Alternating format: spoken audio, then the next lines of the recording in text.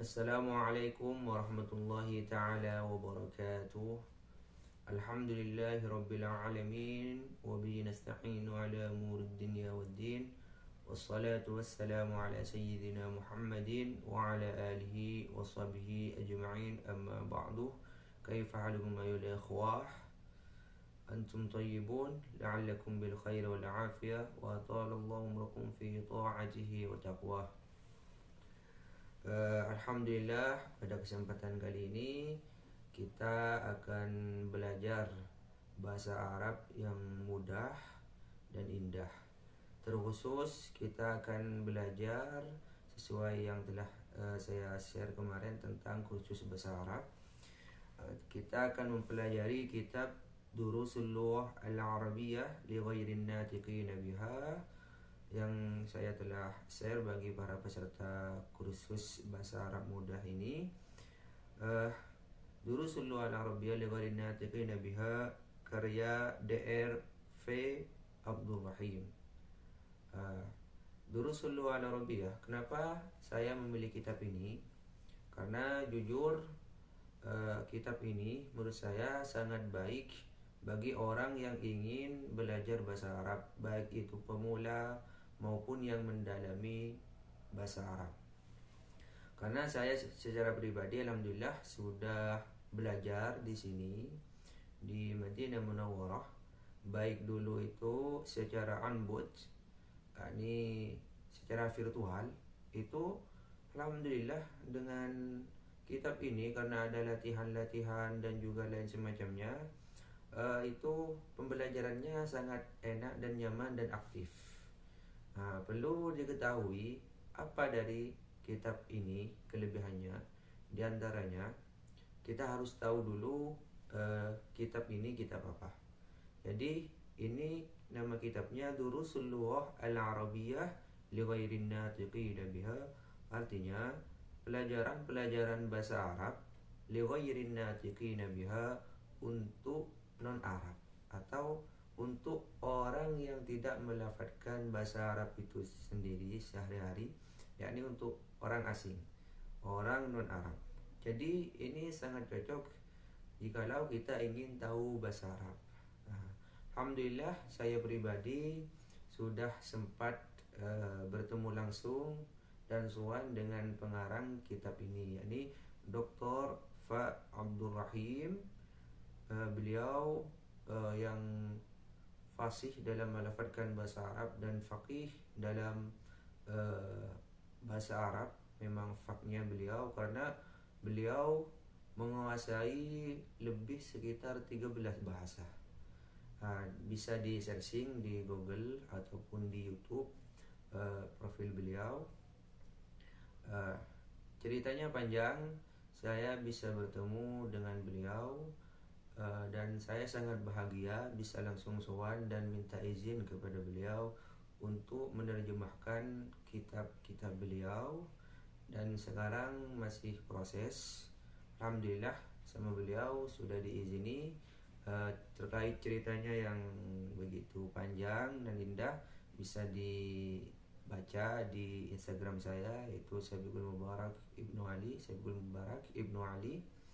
Itu panjang ceritanya, namun sekilas saja dalam pertemuan tersebut saya sangat bahagia. Saya minta izin kepada beliau dan diizinkan untuk menerjemahkan kitab beliau. Doakan semua wahai teman-teman sekalian agar saya dimudahkan oleh Allah Subhanahu wa taala untuk bisa menerjemahkan dan sempat menerjemahkan kitab-kitab beliau insyaallah yang sangat baik ini. Kitab ini alhamdulillah udah terbukti dan juga udah masyhur di kalangan orang Arab dan juga maupun di dunia internasional, karena di sini dipakai di Ma'had Ta'limul Arabiyyah bil Jami'ah Islamiyah bil Madinatul Munawwarah, dipakai di kampus Madinah Munawwarah, Universitas Islam Madinah, dijadikan kurikulum. Jadi langsung saja mungkin kita pelajari kitab ini.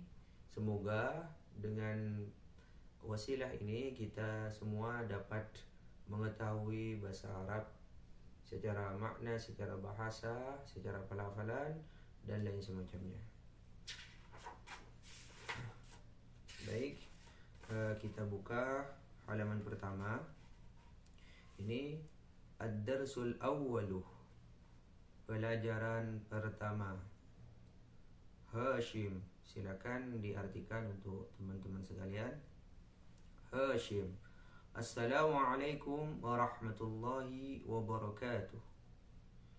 Al-mudarrisu, guru.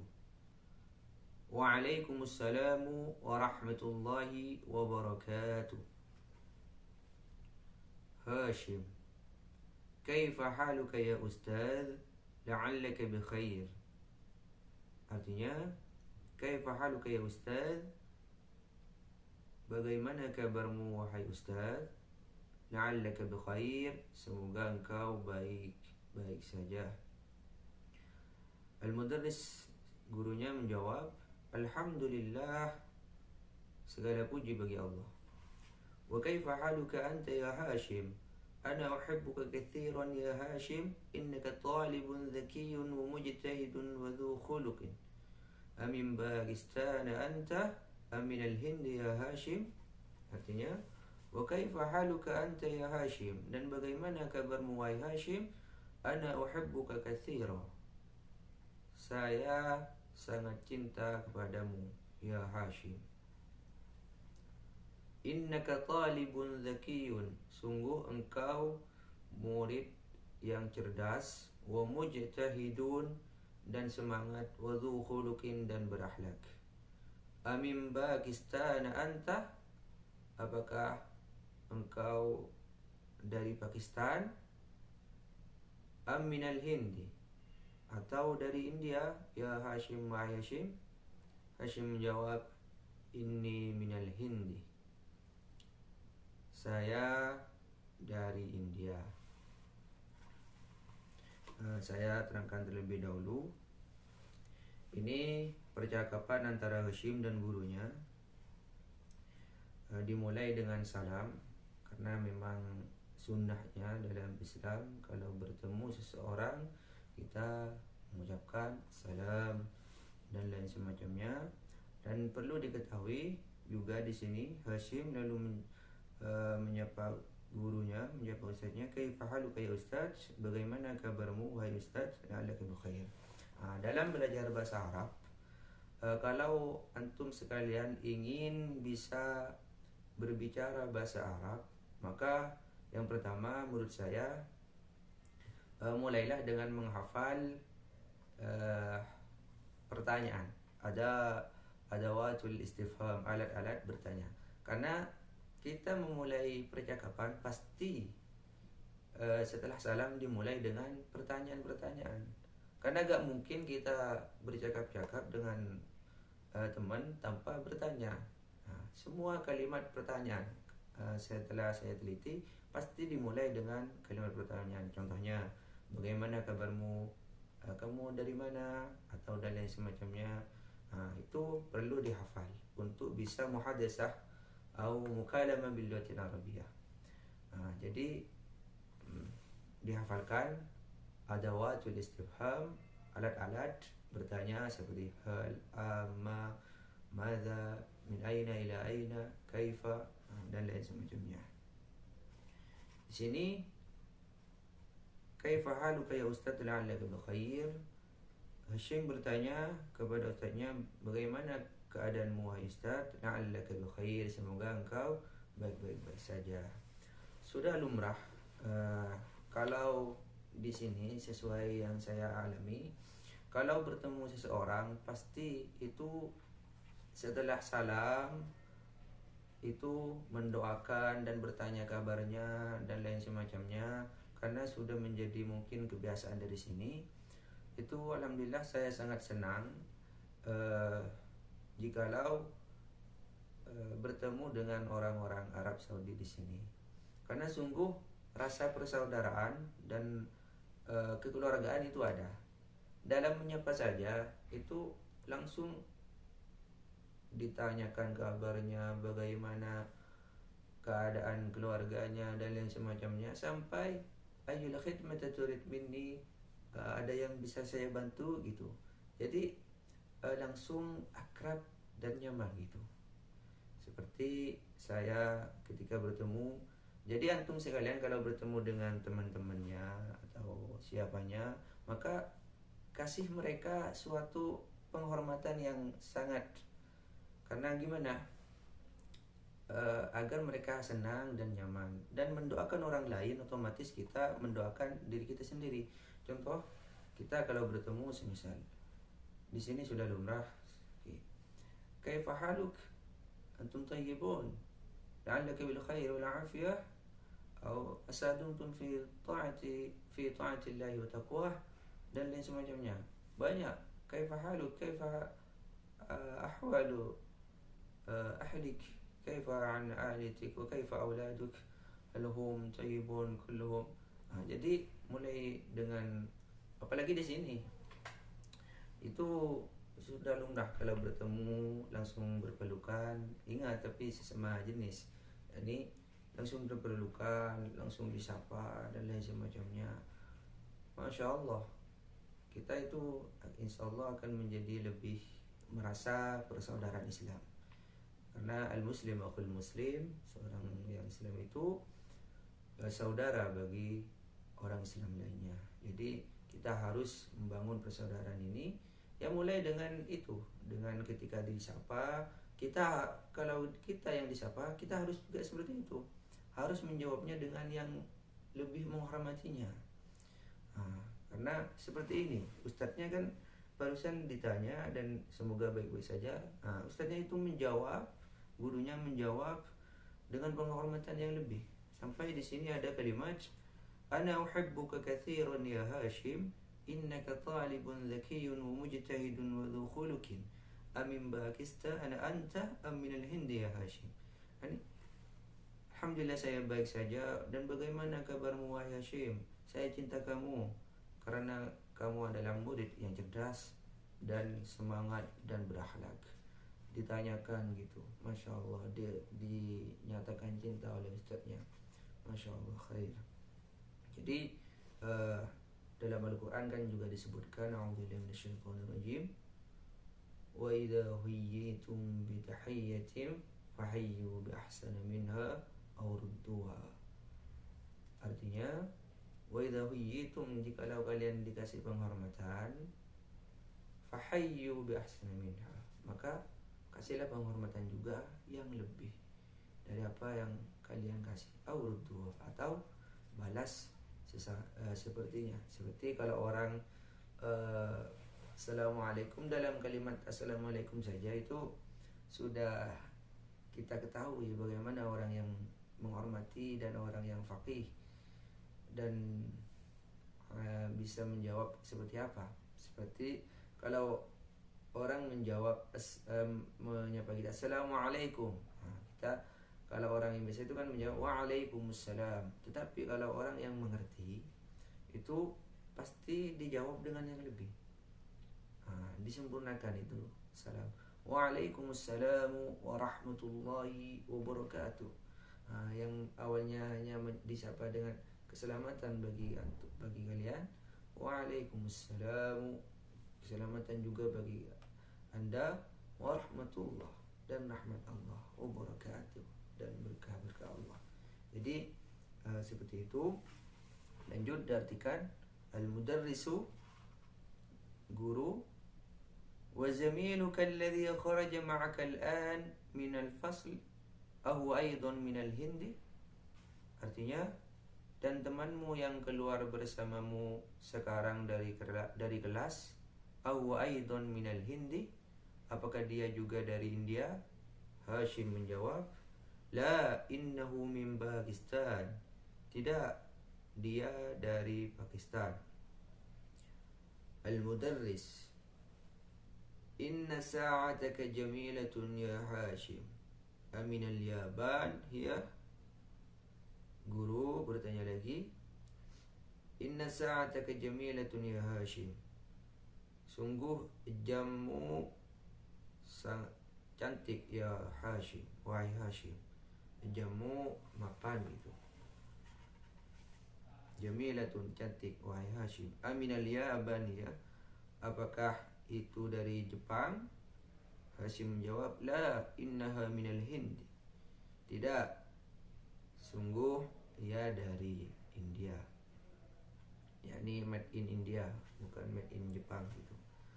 Al-mudarris, mudarrisnya kembali bertanya, aghaliyatun hiya am rakhisah? Apakah ia, yakni jam tangannya Hashim, ghaliyatun, apakah ia mahal, am rakhisah, atau murah? Hashim menjawab, innaha rakhisatun jiddan, innaha bimi'ati rubiyyah faqat. Hashim menjawab, innaha rakhisah, jam tangan itu murah, sangat murah. Innaha bimi'ati rubiyyah faqat, harganya 100 rupiah saja. Al-mudarris, gurunya Hashim, kembali bertanya, kam akhan laka ya Hashim? Berapa saudaramu wahai Hashim? Hashim menjawab, li thalathatu ikhwah, saudara saya 3. Al-mudarris, atullabun hum, apakah mereka seorang pelajar? Perlu diketahui juga, kalau menerjemahkan bahasa Arab atau mengartikan bahasa Arab, itu kalau mengartikan secara bahasa Indonesia, itu selama saya belajar dulu pernah belajar tatbiq terjemah, praktek terjemah bahasa Arab. Itu diusahakan sesuai dengan ejaan bahasa Indonesia. Jadi diartikan bukan secara nahwi lagi, tetapi secara ejaan yang benar dan yang baik. Jadi direka-reka ejaan yang baik. Seperti di sini, kalau diartikan secara nahwu itu agak ada yang kurang gitu. Seperti contoh, kam akhun laka ya Hashim, berapa saudara milikmu wahai Hashim? Itu kan lebih mudahnya kita langsung, kam akhun laka ya Hashim, berapa saudaramu wahai Hashim. Kalau diartikan secara nahwi, ya, mungkin akan menjadi seperti ini, kam akhun laka, berapa saudara laki-laki milikmu wahai Hashim. Kan seakan-akan ada yang kurang baik dalam tatanan bahasa Arabnya, bahasa Indonesianya itu. Li thalathatu ikhwah, contohnya lagi, li thalathatu ikhwah, milik saya 3 saudara. Langsung saja, saudara saya 3 gitu. Atau atullabun hum. Di sini kalau diartikan secara lurus, artinya secara perkata, atullabun, apakah murid-murid, hum mereka. Jadi langsung saja, atullabun hum, apakah mereka seorang pelajar? Hashim kembali menjawab, la innahum tujjar, tidak, mereka pedagang. Al-mudarris, gurunya kembali bertanya kepada Hashim, wa kam ukhtan laka, dan berapa saudarimu? Hashim kembali menjawab, li arba'u akhwat, saudara saya 4. Al-mudarris, gurunya Hashim kembali bertanya, afil hindi hunnal an, apakah mereka di India sekarang? Hashim menjawab, la, innahunna huna bil madinatil munawwarah ma'abi wa ummi. Tidak, mereka ada di sini di Madinah Munawwarah ma'abi wa ummi, bersama ayah dan ibuku. Al-mudarris, gurunya kembali bertanya kepada Hashim, atalibatun hunna, apakah mereka seorang pelajar? Hashim kembali menjawab, la, tidak, innahunna mudarrisatun bil madrasati tsanawiyah, tidak, mereka seorang pengajar atau guru bil madrasati tsanawiyah, di sekolah bil madrasati tsanawiyah, di sekolah sanawiyah, di madrasah sanawiyah. Yakni madrasah sanawiyah kalau di sini ini semacam SMA kalau di Indonesia. Perlu diketahui dalam marhalah madaris di sini dan di Indonesia ada sedikit perbedaan. Yakni kata madrasah al-aliyah, madrasah al-mutawassithah, di sini ada 3 marhalah sebelum kuliah. Yakni al-madrasah al-ibtidaiyah, setelah itu mananya kan madrasah al-ibtidaiyah MI, semacam SD itu. Terus yang kedua al-madrasah al-mutawassithah, semacam MTS kalau di Indonesia gitu, atau SMP. Terus al-madrasah al-tsanawiyah, baru ini SMA. Kalau kalimat ini di Indonesia kan tsanawiyah itu apa itu SMP atau MTS. Kalau aliyah malah SMA. Kalau di sini aliyah sudah tinggi, itu melebihi dari madrasah tsanawiyah. Jadi itu ada banyak perbedaan-perbedaan dalam keseharian kita.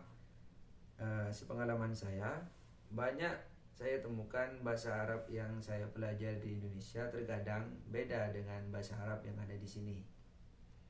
Banyak sering saya temukan gitu, seperti itu barusan dan lain semacamnya yang kita dipakai di Indonesia, yang saya pernah belajar dulu di pondok di Darul Ulum Banyuanyar Madura, itu beda, agak beda, bukan pas beda semuanya.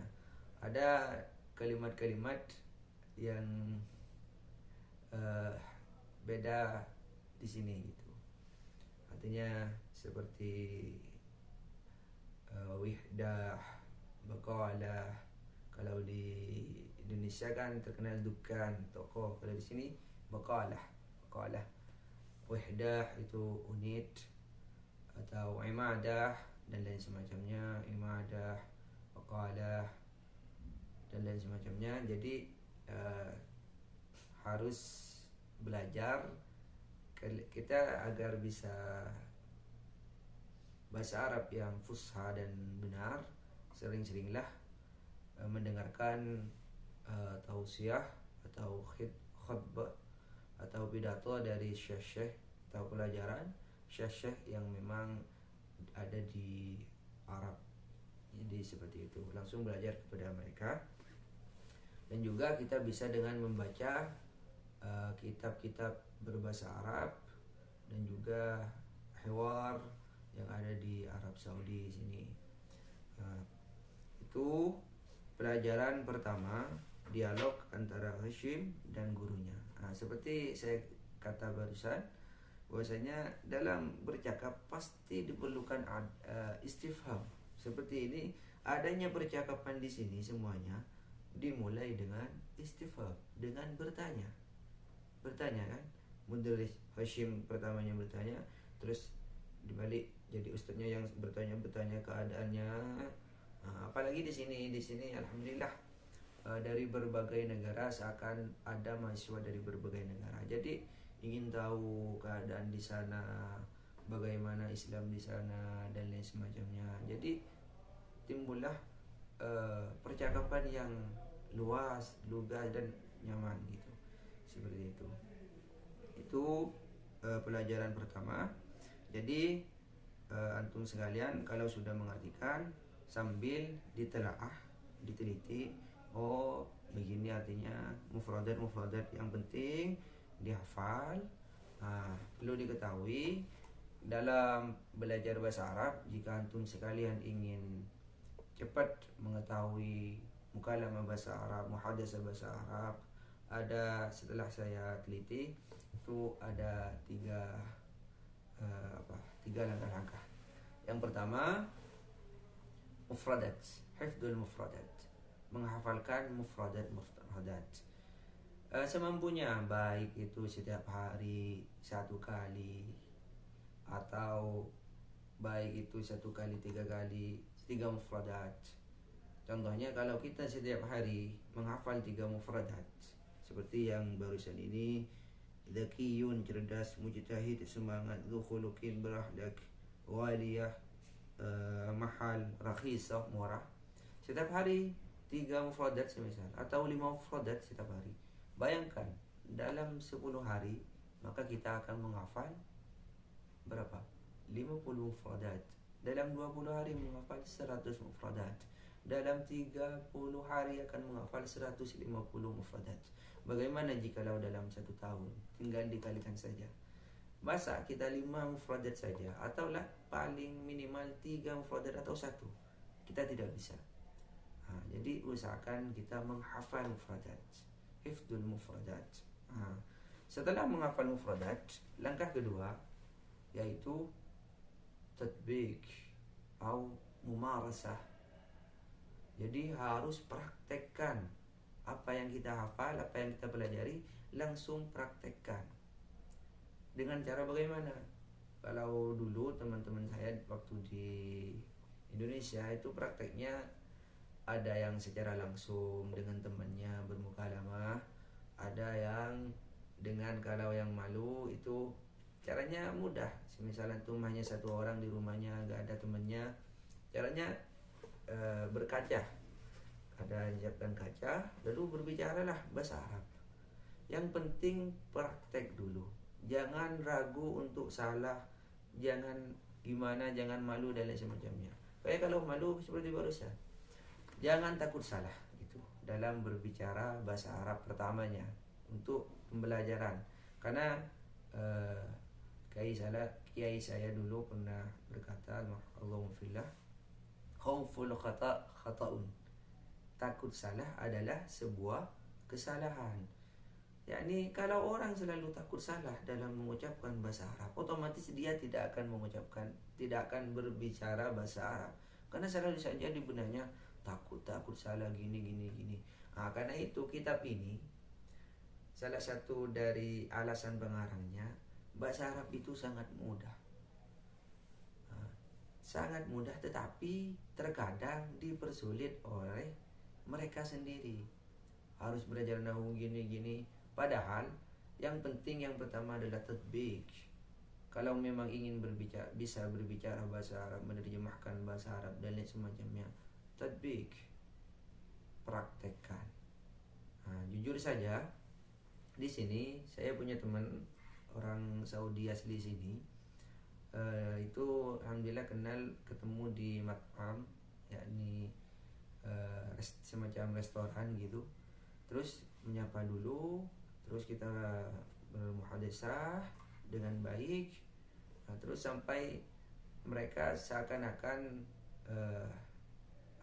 takjub atau terkesima kenapa muhadasah yang saya lontarkan itu sesuai nahwu gitu, sesuai kaidah-kaidah nahwu, dan juga hafal kaidah-kaidah nahwu seperti dalam kitab Alfiyah, Jurmiyah dan lain semacamnya, seperti definisi kalam, al-kalamu wal lafzul murakkabu bil wad'i dalam Alfiyah, bait syair, qala Muhammadun wa ibnu Maliki ahmadu rabbillah khairu maliki musalliyan ala nabiyil mustafa wa alihi mustakmilin syarafa. Mereka itu kok bisa gitu.